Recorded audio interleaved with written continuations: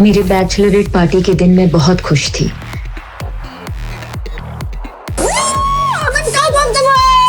तो एक सेलिब्रेशन तो बनता है बेटा।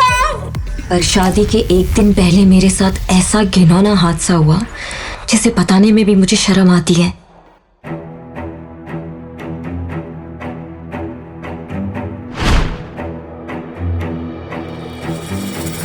किसी ने मेरी ड्रिंक में नशीली दवाई डाल दी और बेहोश करके होटल रूम में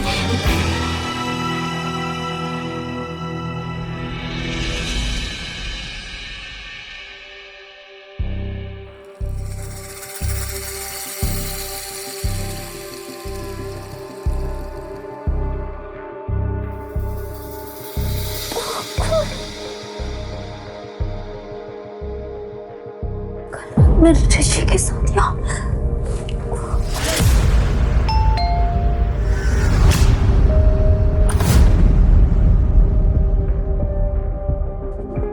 ऋषि, तुम बाहर कब गए? रफिया, तुमने क्या हालत बना रखी है? अच्छा, तुम्हारी बैचलर पार्टी खत्म हो गई होगी।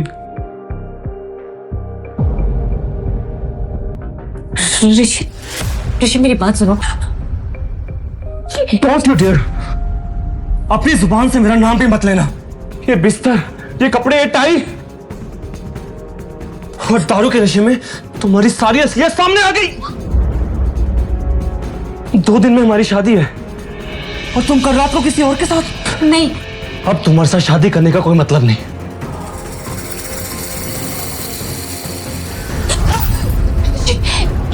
ऋषि मेरी बात सुनो। ऋषि प्लीज मेरी बात सुनो। ऋषि ने शादी तोड़ दी और चला गया। कैसा लगा शादी का तोहफा?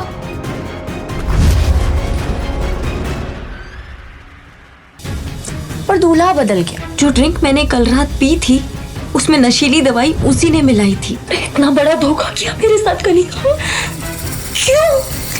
क्योंकि मुझे ऋषि की साली नहीं, घर वाली बनना है। और बात रही तुम्हारी, तो तुम्हें तो मैं कभी खुश नहीं रहने दूंगी।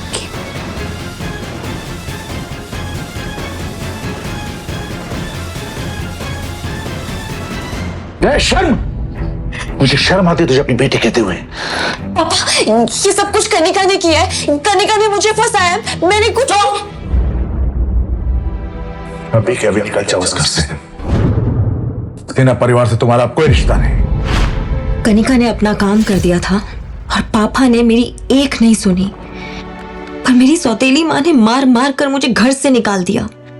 इस शहर में मेरे लिए कुछ नहीं बचा था और मैं अपनी मौसी के घर बैंगलोर चली गई। 9 महीने बाद मैंने एक बेटे को जन्म दिया। पर मेरी मुश्किलें यहां खत्म नहीं होने वाली थी। मेरे बेटे के पैदा होते ही उस पे हमला हुआ।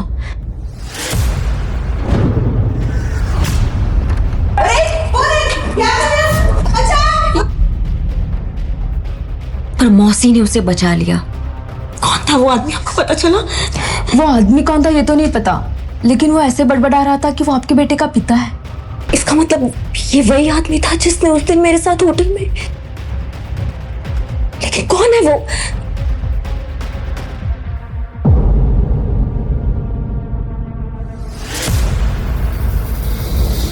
धीरे धीरे समय बीतता गया और मेरा बेटा आरफ मेरी जान बन गया।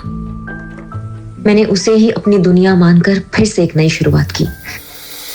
मैं अपने अतीत को भुला चुकी थी और आरफ पर इसका साया भी पड़ने देना नहीं चाहती थी। मैंने एक एंटरटेनमेंट कंपनी में जॉब शुरू कर दी। तभी एक दिन मम्मा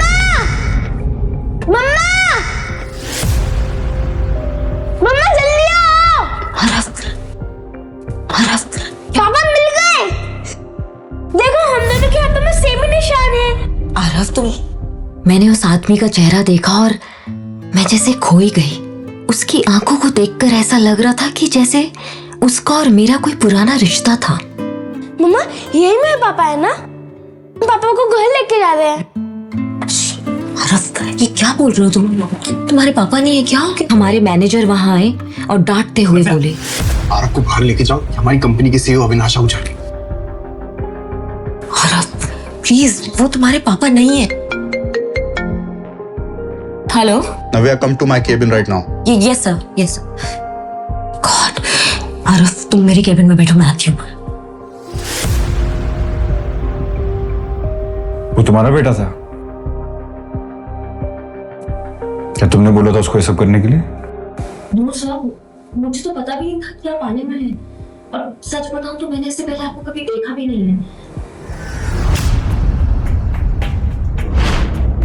देखो, मैं आरव को नाराज नहीं करना चाहता। क्या हम परसों डिनर पे चल सकते हैं?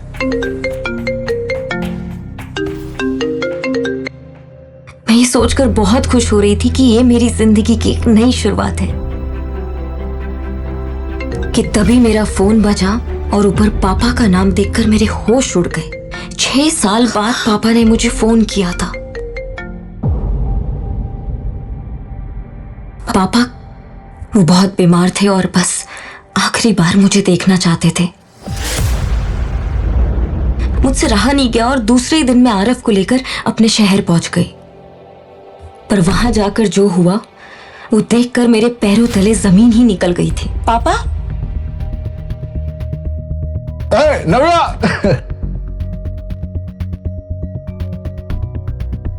आपने तो कहा था आपकी तबीयत खराब। अरे मैंने मजाक किया था। तुम्हारी सौतेली बहन कनिका की एंगेजमेंट है, इसलिए तुम्हें बुलाया। और उसके साथ साथ तुम्हारे लिए भी एक तोहफा है? आओ आओ आओ, कौन? बैठो, हैव समथिंग। मैं 1 मिनट में आया। आज कनिका की एंगेजमेंट थी, पर जब मैंने उसके दूल्हे का चेहरा देखा तो मेरे होश ही उड़ गए। वो मेरे मंगेतर ऋषि से शादी कर रही थी। आखिरकार उसने ऋषि को फंसा लिया था। तभी कनिका ऋषि के साथ मेरे नजदीक आई और बोली, तुम्हें शर्म नहीं आई? हमारी एंगेजमेंट में अपने इस नाजायज बच्चे को लेकर आई? खबरदार कनिका, अगर मेरे आरफ के बारे में कुछ भी कहा तो वो नाजायज नहीं है। नाजायज नहीं तो किसी राजा महाराजा का खून है। मैंने तुमसे कहा था ना, मुझे उस रात का कुछ याद नहीं है। मुझे नहीं पता उस रात क्या हुआ था। मुझे किसी ने फंसाया था। तुम बोल तो ऐसे रही हो जैसे तुमसे ज्यादा पवित्र लड़की इस पूरी दुनिया में नहीं है। पता है ऋषि, मैंने सुना है कि बैंगलोर में अपना खुद का घर खरीदा है। अब सोचो कितने अमीर लड़के को फंसाया होगा इसने। नव्या, मैं तुम्हारी जिंदगी सुधारने की कोशिश कर रहा हूं और तुम्हारे तेवर है कि कभी नहीं होते। मैंने तुम्हारे रिश्ते की बात की है, तुमसे किसी को मिलवाना है। चलो आओ। मिस्टर अहलूवालिया,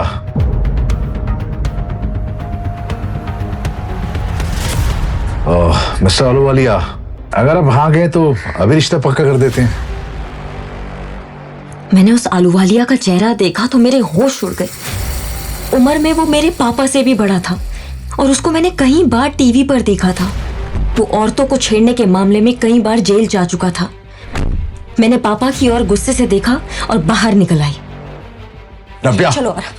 नव्या, तुम्हें तभी नाम की चीज है कि नहीं? कितना बुरा लगा होगा मिस्टर अहलूवालिया को। पापा, वो इंसान नहीं, वो राक्षस है। कितनी औरतों ने उस पर केस किया, फिर भी मुझे नरक में डाल रहे हैं। अरे वो पैसे वाले हैं और पैसे वाले को सब माफ होता है। तुम्हें उससे शादी करनी है बस, और बदले में। पापा बोलते बोलते रुक गए, पर मुझे उन पर शक हुआ। बदले में क्या पापा? बदले में तुम्हें अपनी माँ की केमिकल फैक्ट्री ऋषि के नाम करनी होगी, तभी कनिका की उससे शादी हो पाएगी। गॉड, बिल्कुल भी नहीं। वो फैक्ट्री किसी के नाम नहीं होगी मेरे जीते जी, और मैं इस बुढ़े आलू वाले से कभी शादी नहीं करूंगी। जो ड्रिंक पापा ने मुझे ऑफर की थी उसमें नशे की गोली थी, जिसकी वजह से मैं बेहोश हो गई।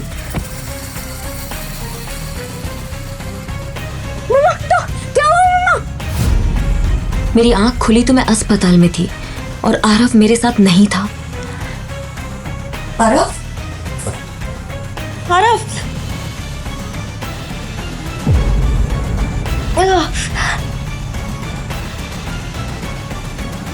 आरफ, आरफ, एक्सक्यूज मी, आपने मेरे बच्चे को देखा है क्या? छोड़ा।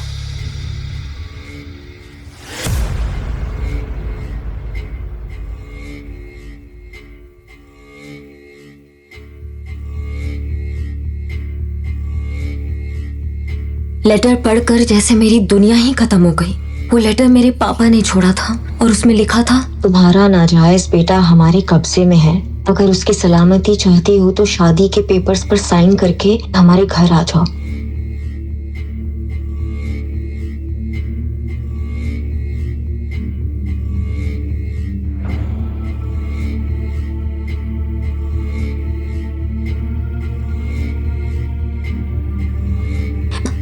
मैंने हिम्मत जुटाई, पर मैं इस शहर में किसी को नहीं जानती थी। तभी मुझे अविनाश आहूजा का ख्याल आया और मैंने उसको फोन किया।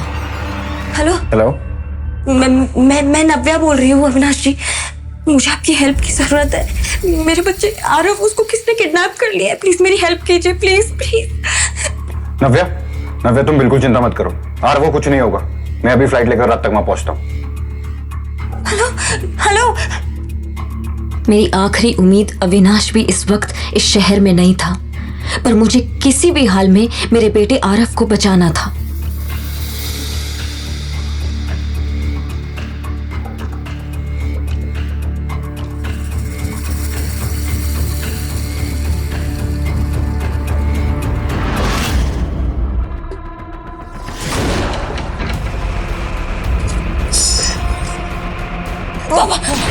बिल्कुल भी चालाकी मत करना प्लीज, नहीं तो मेरे बेटे को बचाने के चक्कर में एक बेटी को अपने बाप पे गोली चलानी पड़ेगी। प्लीज बाबा, बिल्कुल जल्दी आओ बेटा, मामा के पास आओ, जल्दी जल्दी आओ, जल्दी आओ।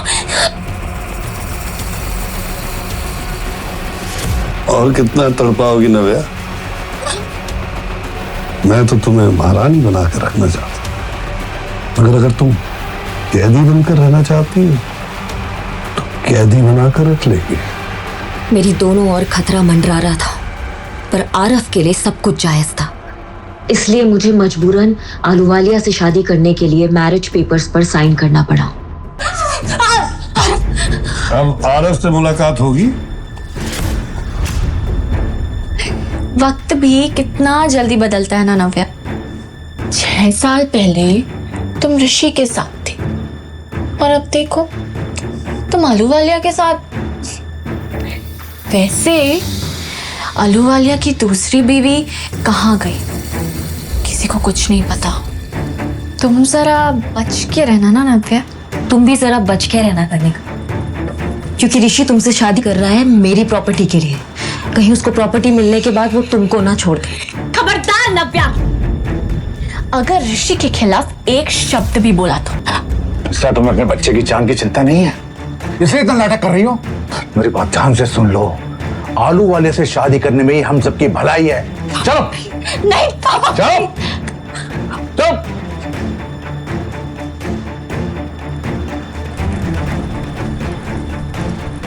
सब लोग मेरी बर्बादी का तमाशा देख रहे थे और कनिका ऋषि का हाथ पकड़े हंस रही थी। मेरे अंदर लड़ने की ताकत नहीं थी।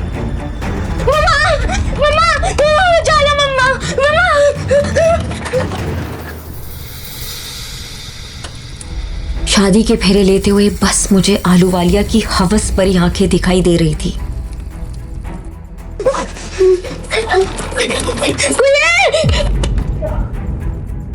मैं रोते हुए शादी का आखिरी फेरा ले रही थी कि तभी मम्मा! आरव!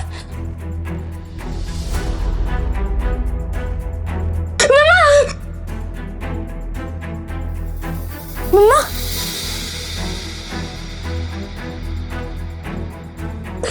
तू ठीक है ना? हाँ? मम्मा, अब आपको शादी करने की जरूरत नहीं है। मुझे ये शादी नहीं करनी। ये क्या नाटक है नव्या? तुम्हारे बेटे को तुम जिंदा देखना चाहती हो या नहीं? बहुत हो गया, अब मैं आपसे बिल्कुल नहीं डरने वाली पापा, और मेरे बेटे को कोई छू भी नहीं सकता। आरव जल्दी आओ। सब देख रहे हैं नव्या, लोग देख रहे हैं। अभी भी समझ जाओ, उन्हें बहुत भारी पड़ेगा। पहले तो मेरे बच्चे को किडनैप किया, फिर मेरी जबरदस्ती शादी करवा रहे हो, और अब अच्छा बनने का ढोंग कर रहे हो पापा। इतनी बड़ी बेइज्जती। Mister Sinha, the deal is of. Mister Ahluwalia, mister Ahluwalia, mister Ahluwalia. अरे बाप तेरा मेरी जिंदगी बनाने जा रहा था, बाप नहीं हैवान है आप, जो मेरी शादी इतने घटिया इंसान से करवाने जा रहे थे आप। अगर मैं हैवान हूं ना तो तुम मेरे को दूध में धूली नहीं हो। आप ठीक कह रहे हैं पापा, मुझे तो इससे अपनी सौतेली बहन कहते हुए भी शर्म आ रही है। आपने इतना अच्छा रिश्ता ढूंढा था और इसके तेवर तो देखो। तू और तेरा बच्चा मेरे हाथों से बचोगे नहीं। अगर किसी ने उस बच्चे को हाथ भी लगाया तो मुझसे बुरा कोई नहीं होगा।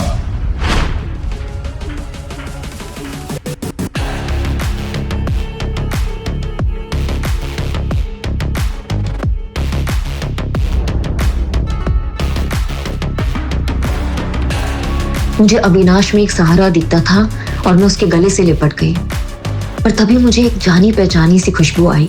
ये उसका स्पेशल परफ्यूम है, पर जैसे मुझे इस खुशबू के बारे में याद आया, मेरे पैरों तले से जमीन ही निकल गई। ये खुशबू बिल्कुल वैसी ही थी।